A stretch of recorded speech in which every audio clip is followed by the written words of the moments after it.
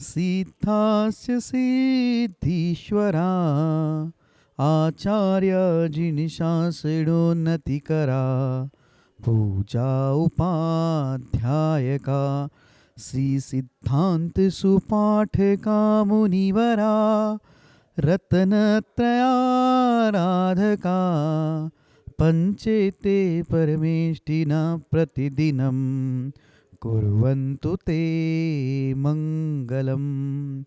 अनंत अनंत परम सिद्ध भगवान की जय। 1000 श्री आदिनाथ भगवान की जय। अंतिम तीर्थेश भगवान महावीर स्वामी की जय। आचार्य भगवान गुरुवर श्री विशुद्ध सागर जी महाराज की जय। सम्यक समाधान प्रदाता मुनिषि सुप्रभ सागर जी महाराज की जय। मुनिषि प्रणत सागर जी सौम्य सागर जी मुनिराज की जय। जय जन बंधुओं, हम सभी यहाँ उपस्थित हुए हैं देश के लोकप्रिय कार्यक्रम सम्यक समाधान के लिए। एक ऐसा कार्यक्रम, एक अनूठा प्लेटफॉर्म जिसके माध्यम से हम सभी के मन में उठने वाले जो विकल्प है उस विकल्पों का सम्यक समाधान मुनिश्री अपने मुखारविंद से हम सभी को प्रदान करते हैं। कितने अहोभाग्य के वह क्षण होंगे जिस क्षण में अपने मन में उठने वाले विकल्पों का समाधान पंचम परमेष्टि साधु परमेष्टि के मुखारविंद से हम सभी को प्राप्त होता है। अगर आप इस कार्यक्रम से जुड़ना चाहते हो या कार्यक्रम के माध्यम से अपने मन में उठने वाले विकल्पों का समाधान चाहते हो तो कार्यक्रम में नीचे जो पट्टी पे स्क्रॉल पे या फ्लिप पे जो हमारे नंबर चल रहे हैं, हमारे ईमेल आईडी है, उसके माध्यम से आप अपना विकल्प हम तक पहुंचा सकते हैं। उस विकल्पों को एकत्रित करके मुनिषी तक पहुंचाया जाएगा। वो मुनिषी के मुखारविंद से हम सभी लोग सम्यक समाधान प्राप्त करेंगे। सम्यक समाधान के माध्यम से आप अपने विकल्पों का समाधान प्राप्त कर ही सकते हैं एवं उस विकल्प के कारण अन्य लोगों के मन में जो विकल्प है उसके विकल्पों का भी समाधान हम सभी प्राप्त कर सकते हैं। तो आप जल्द से जल्द अपने मन में उठने वाले विकल्पों को हम तक पहुंचाएं और हम सभी लोग उस विकल्प का सम्यक समाधान मुनिषी के मुखारविंद से प्राप्त करेंगे। मुनिषी के चरणों में नमोस्तु करते हुए आज के उस कार्यक्रम को, लोकप्रिय कार्यक्रम की शुरुआत करते हैं। मुनिषी प्रणत सागर जी महाराज से निवेदन करते हैं कि हे स्वामी, आज के कार्यक्रम को गति प्रदान करते हुए संचालित करें। नमोस्तु नमोस्तु नमोस्तु। ओम नमः सिद्धेभ्यो। नमः श्रीवर्धमानाय निर्धूतकलिलात्मने सालोकानां त्रिलोकानां यद्विद्यादर्पणायते यद्विद्यादर्पणायते। पंच परमेष्टि भगवान की परम पूज्य आचार्य भगवंत गुरुवर विशुद्ध सागर जी मुनि महाराज की, परम पूज्य मुनि श्री सुप्रभ सागर जी महाराज की।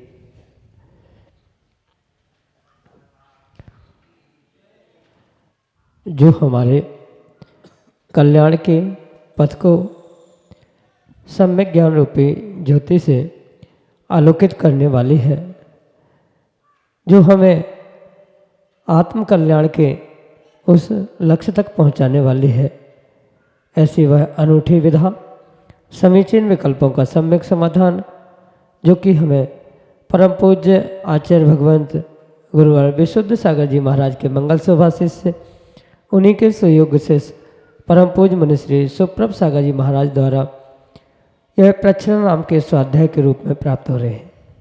ऐसे आत्मकल्याण की वह अनूठी विधा समीचीन विकल्पों का सम्यक समाधान प्रारंभ करते हैं।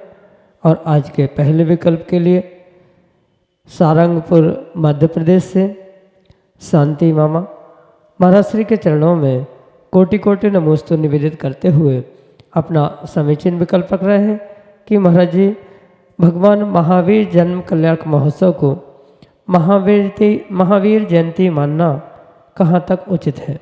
हमारे समीचीन विकल्प का सम्यक समाधान करने की अनुकंपा करें। नमोस्तु महाराज जी, नमोस्तु। ओम नमः सिद्धम। परम पूज्य आचार्य भगवान गुरुवर विशुद्ध सागर जी महाराज के, परम पूज्य मुनि श्री सुप्रभ सागर जी महाराज जी की। भगवान के जन्म कल्याण का आदि महोत्सवों को किसी अन्य संज्ञा से परिचित कराना ये कोई आगम विरुद्ध बात बिल्कुल भी नहीं है।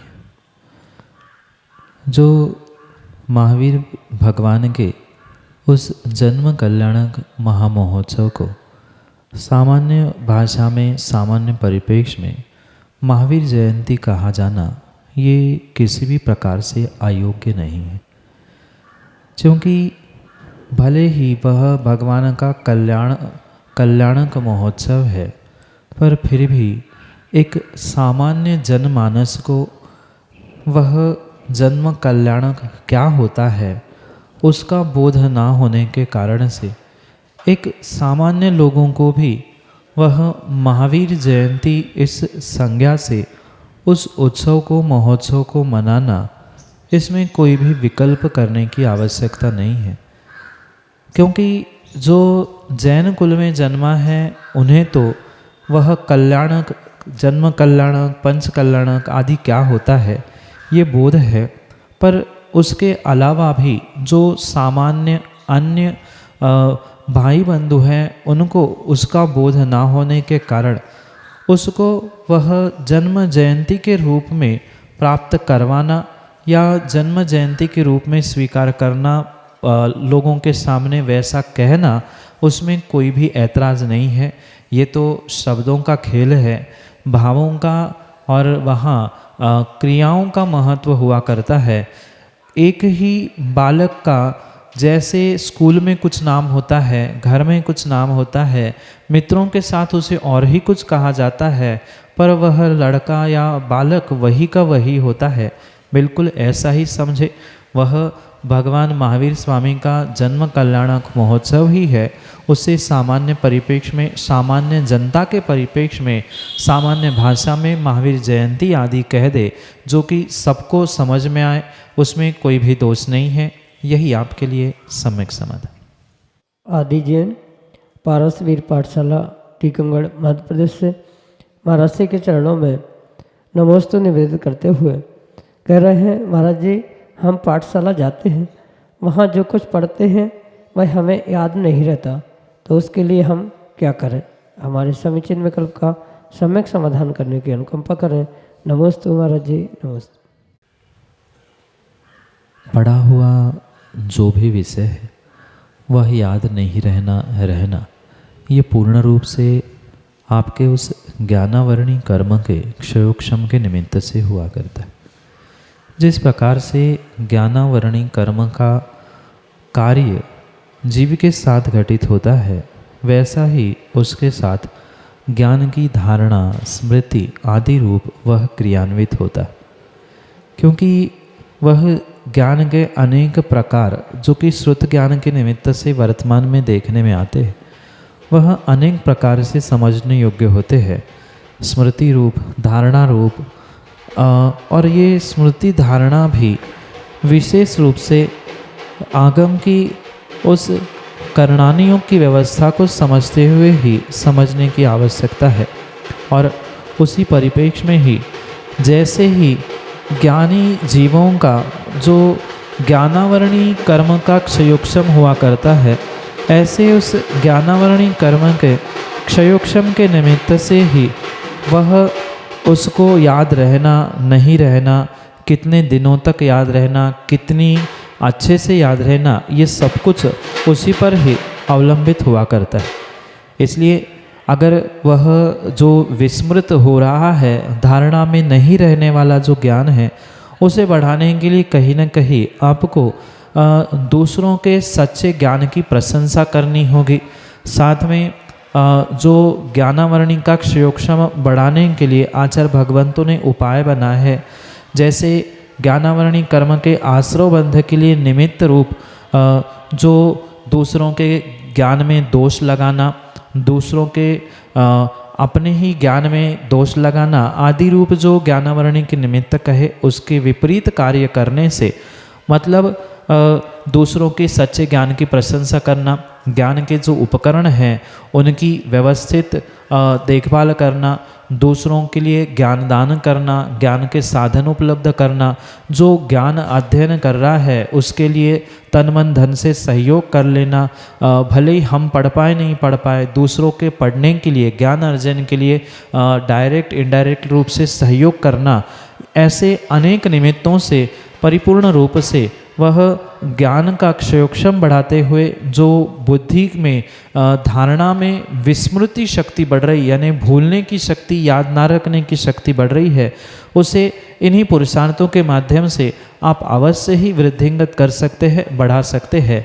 ऐसा पुरुषार्थ करें, स्वयं भी सच्चे ज्ञान की आराधना करते रहे, जो ज्ञानी हैं उनको भी विशेष मार्गदर्शन करते हुए या उनसे मार्गदर्शन लेते हुए दूसरों की ज्ञान की प्रशंसा करें, जिससे आपके ज्ञानावरणी कर्म का अक्षयोक्षम बढ़ते हुए आपको याद रहना विशेष रूप से प्राप्त हो सकता है। यही आपके लिए सम्यक समाधान।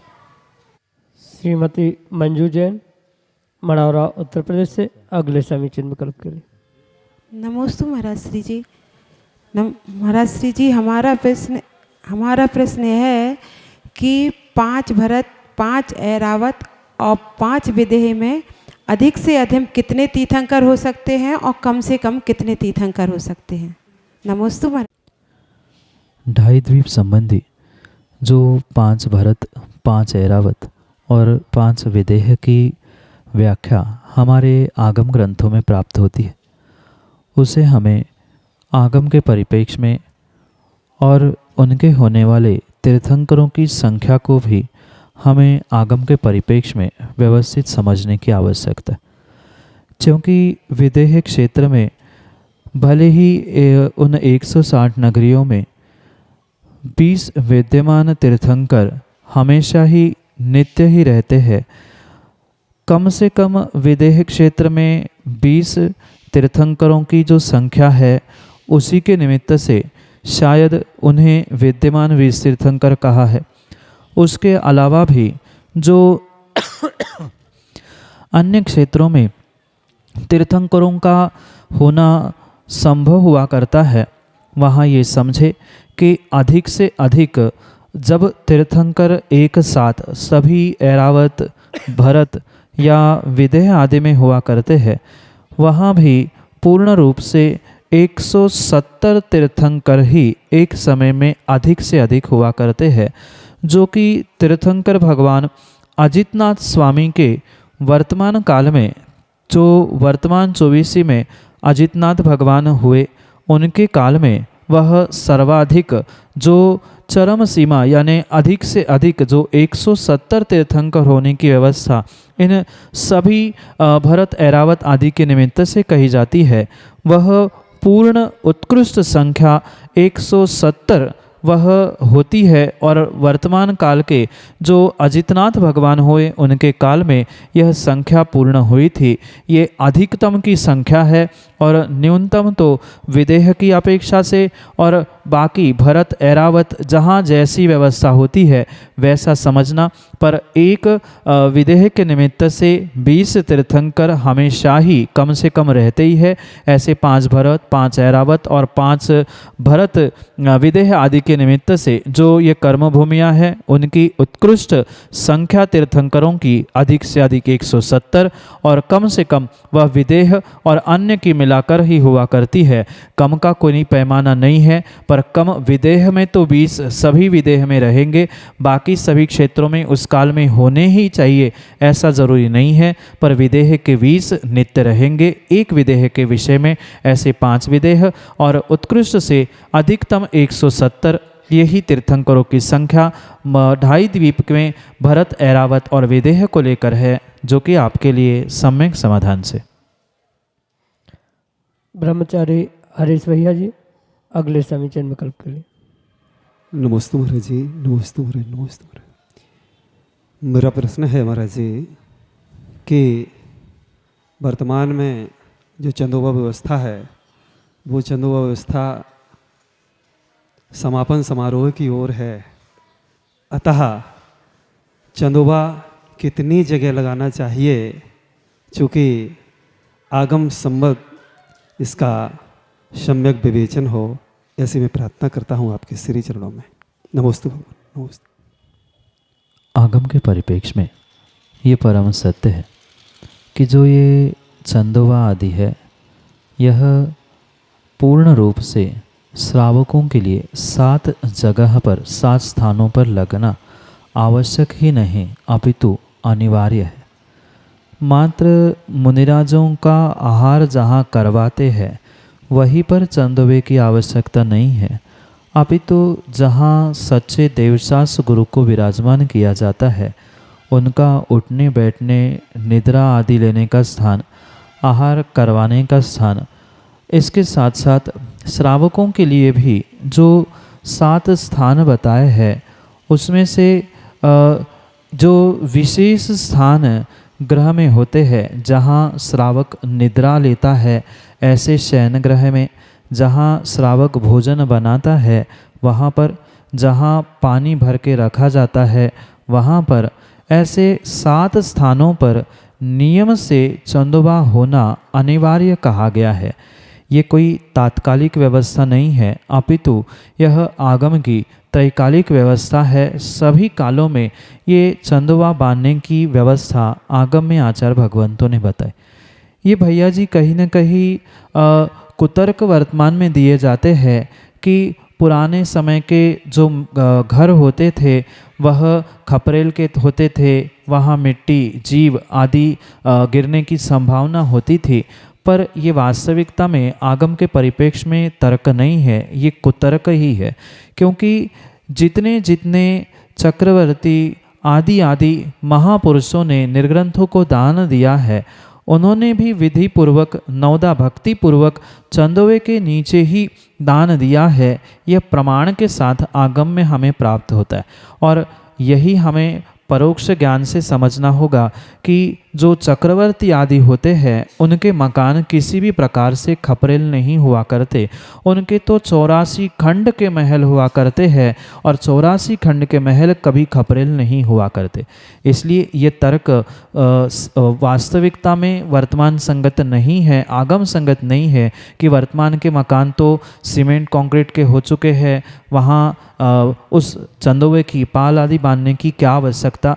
ये आगम का विधान है, इसलिए आगम की व्यवस्था समझते हुए ही उसे पूर्ण व्यवस्थित रूप से प्राप्त करने की और धारण करने की, बांधने की आवश्यकता है। इतना ही नहीं, वर्तमान में कई सारे स्थानों पर प्लास्टिक के पन्नी के साड़ी धोती जो चाहे कपड़ा मिल जाए उसका जो चंदोवा बांधने का रिवाज या परंपराएं प्रारंभ हुई है वह भी वास्तव में आगम संगत नहीं है।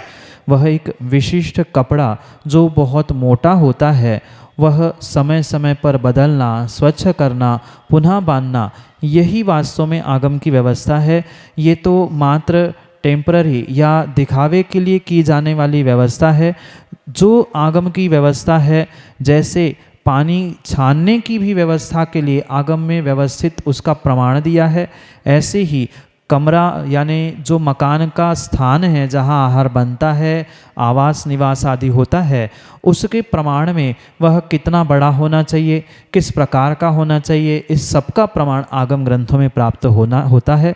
पर ये वर्तमान में जो बहुत सारे स्थानों पर जुगाड़ से होने वाली व्यवस्था है वह जुगाड़ आगम में नहीं चलता।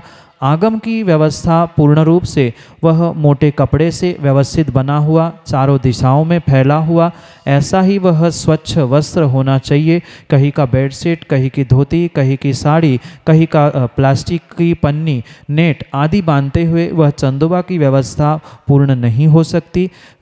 श्रावक स्वयं भी प्रमाद करते हुए स्वयं की चर्या में और इनडायरेक्टली साधुओं की भी चर्या में उस निमित्त से दोष लगाता है।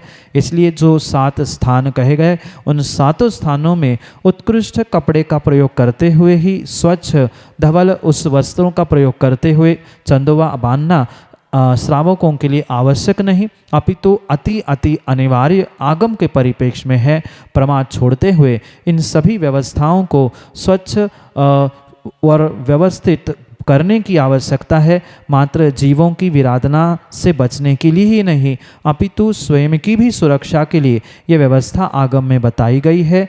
इसलिए सच्चे देवशास्त्र गुरु भी जहाँ विराजमान होते हैं उनके ऊपर भी वह स्वच्छ सुंदर वह चंदवा लगाना ये श्रावकों का कर्तव्य है। उतना ही नहीं अन्य 7 स्थानों पर भी लगाकर अपने जीवन को हिंसा से दूर करने का और धर्म में करने का प्रयास करना चाहिए।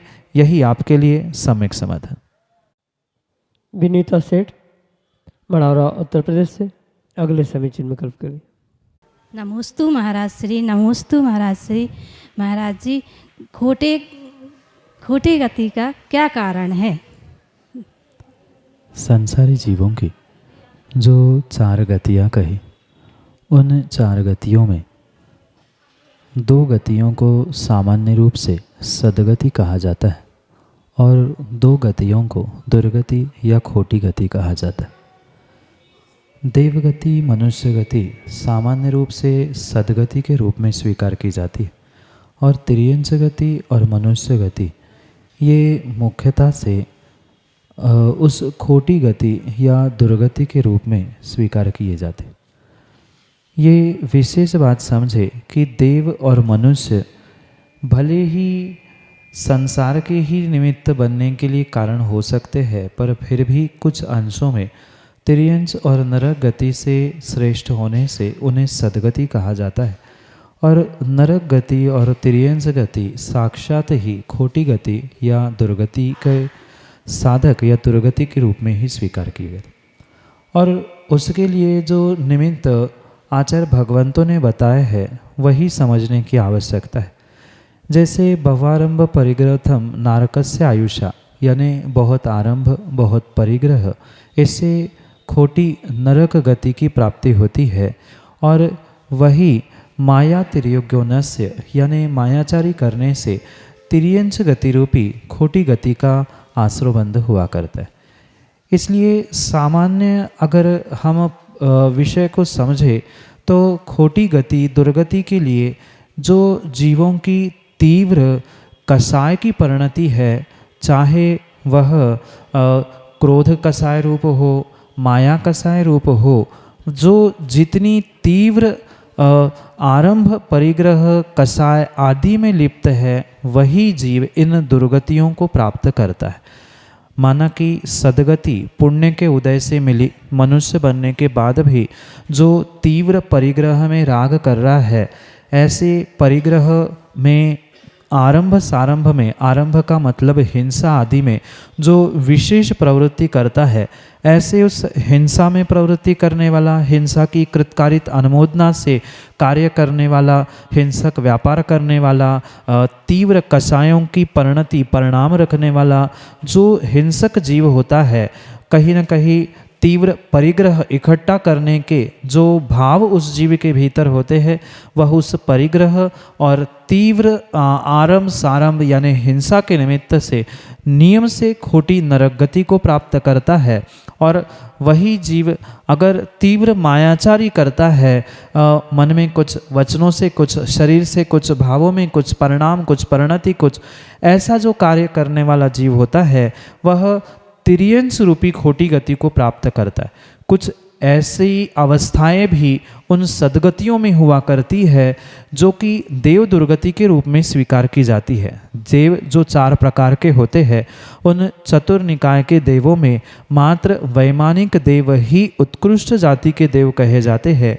शेष 3 देवों को देव दुर्गति के रूप में ही स्वीकार किया जाता है, जो कि भवनवासी, व्यंतर और ज्योतिष के रूप में होते, जो वर्तमान में कुछ अंशों में पुण्य का साधन करते हुए, पुण्य की साधना या धर्म की साधना करते हुए भी जो विपरीत कार्य करते हैं, कसायों को धारण करते हैं, ऐसे जो विशेष जीव हुआ करते हैं वे ही देव दुर्गति को प्राप्त करते हैं।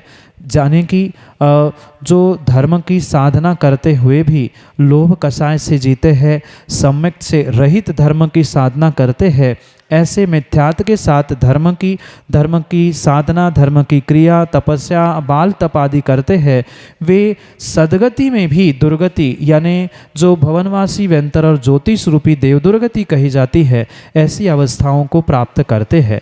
इतना ही नहीं, उन सदगतियों में भी जैसे मनुष्य बनने के बाद भी दीनहीन, गरीब, भिखारी आदि पर्यायों को, नीच गोत्रों को प्राप्त कर रहे हैं, तो वहाँ परात्म निंदा, आत्मरसन से सत्सद गुणोच्छादने नीचे गोत्रस्य, इस सूत्र के अनुसार जो उच्च गति को प्राप्त करते हुए भी नीचता को प्राप्त करने वाले जीव होते हैं, जैसे मनुष्यों में भी देवों में भी देखने में आते हैं, वह दूसरों की निंदा, बुराई, कटाक्ष, ईर्ष्या आदि भावों के निमित्त से ही होते हैं। स्वयं की प्रशंसा, दूसरों की निंदा, इससे भी गति अच्छी मिलने पर भी वह नीच गोत्र के रूप में परिणत होते हुए वह भी एक पाप का साधन बनती है।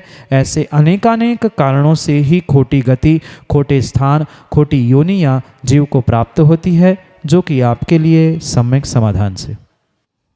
अगले समीचीन विकल्प के लिए मढ़ौरा उत्तर प्रदेश से हमारे सामने है सुनील जैन सिंघई। कहते हैं कि परम पूज्य गुरुदेव श्री को नमोस्तु निवेदित करता हूँ और मैं अपना प्रश्न करता हूँ। कहते हैं कि ज्ञानी जीव को राग तो होता है पर राग का राग नहीं होता है। इसीलिए मैं कहना चाहता हूँ कि राग ये पुण्य प्रकृति है कि ये पाप प्रकृति है। कृपया मेरे शंका का समाधान कीजिए। नमोस्तु गुरुवर, नमोस्तु गुरुवर। राग को हमें आगम के परिप्रेक्ष्य में पुनः दोनों प्रकार से समझने की आवश्यकता है, जो कि एक प्रशस्त राग रूप है और एक अप्रशस्त राग रूप है। जो सम्यक ज्ञानी जीवों के पास राग अनुराग रूप हुआ करता है, वह प्रशस्त राग होने से पूर्ण रूप से राग का निदान आदि का साधन नहीं बन सकता। पर जो सम्यक से रहित है, ऐसे उन अज्ञानी जीवों का वह राग भी राग का ही, संसार का ही कारण हुआ करता है। और जो ज्ञानी पुरुषों का ये प्रशस्त राग है, वह पूर्ण रूप से कहीं न कहीं कर्मों की कुछ अंशों में निर्जरा करने के लिए निमित्त बन सकता है, क्योंकि यह प्रशस्त राग सच्चे देवशास्त्र गुरु पंच परमेश्वरी के प्रति होने के निमित्त से उनका यह राग पुण्याश्रव के लिए साधन हो सकता है। पर जो विषय कसायों के निमित्त से रागी द्वेषी के प्रति जो सामान्य जीवों का राग, अज्ञानी जीवों का जो राग परिणत हो रहा है, वह पूर्ण रूप से पाप का ही साधन मानना चाहिए। इसलिए सर्वथा राग को पुण्य का या सर्वथा राग को पाप का ही साधन नहीं, अपितु वह राग किसके प्रति हो रहा है, कितने अंशों में हो रहा है आदि समझते हुए ही, प्रशस्त अप्रशस्त समझते हुए ही उसको पुण्य पाप आदि के साधन रूप समझना होगा। अगर शुभ राग है, प्रशस्त राग है, तो वह नियम से पुण्य आश्रव का साधन बन सकता है, क्योंकि सच्चे देवशास्त्र गुरु के प्रति वह अनुराग है। पर वही अगर विषय कसायों का वर्धन करने वाला उसके निमित्तों के प्रति जो राग है, वह नियम से पाप का ही वर्धन करने वाला होता है। इसलिए प्रशस्त अप्रशस्त राग की व्यवस्था को समझते हुए ही उनके पुण्य पाप के आश्रव, पुण्य पाप के वर्धक के निमित्तों को भी समझने की आवश्यकता है। यही आपके लिए सम्यक समाधान। जयजन बंधु, हम सभी लाभ ले रहे थे लोकप्रिय कार्यक्रम सम्यक समाधान का। प्रतिदिन की भांति यह कार्यक्रम 5:13 पे यूट्यूब चैनल सुप्रभ वाच के माध्यम से प्रसारित होता है। मुनिषी का नाम सुप्रभ और वाणी का पर्यायवाची नाम उवाच, सुप्रभ उवाच यह नाम चैनल का है। आप यूट्यूब पे सुप्रभ उवाच सर्च कर सकते हैं एवं सर्च करके इस यूट्यूब चैनल को सब्सक्राइब करें एवं उसका बेल आइकन प्रेस करें, ताकि मुनिषी की अधिक जानकारी एवं जो सम्यक समाधान आदि कार्यक्रम है उसकी जानकारी भी आपको उपलब्ध होती रहे। नोटिफिकेशन के द्वारा आपको याद रखने की ज़रूरत नहीं है। प्रतिदिन ठीक 5:13 पे यूट्यूब चैनल सुप्रभ वाच के माध्यम से यही कार्यक्रम प्रतिदिन शाम को 4 बजे आदिनाथ टीवी चैनल के माध्यम से भी प्रसारित होता है। ठीक 4 बजे आदिनाथ टीवी चैनल के माध्यम से सम्यक समाधान उपलब्ध होता है। शाम को 7:40 पे जिनवान टीवी के माध्यम से मुनिषी के प्रवचन विगत चातुर्मास्थली विदिशा में सुक्ति मुक्तावली इस अद्भुत ग्रंथ पे हुए थे, उस प्रवचनांश प्रतिदिन शाम को 7:40 पे जिनवा टीवी के माध्यम से प्रसारित होते हैं। आप सभी लोग घर बैठे सुक्ति मुक्तावली इस ग्रंथ का स्वाध्याय करते हुए मुनिषी के वाणी का लाभ ले सकते हैं। प्रतिदिन 2:30 पे 2:30 बजे मुनिषी के प्रवचन आदिनाथ टीवी चैनल के माध्यम से भी प्रसारित होते हैं। आप सभी लोग दोपहर को 2:30 पे आदिनाथ टीवी चैनल के माध्यम से भी मुनिषी के प्रवचन का लाभ ले सकते हैं। आज के लिए इतना ही। मुनिषी के चरणों में कोटिशा नमोस्तु करते हुए आज के इस लोकप्रिय कार्यक्रम को यहीं पे विराम देते हैं। नमोस्तु नमोस्तु नमोस्तु।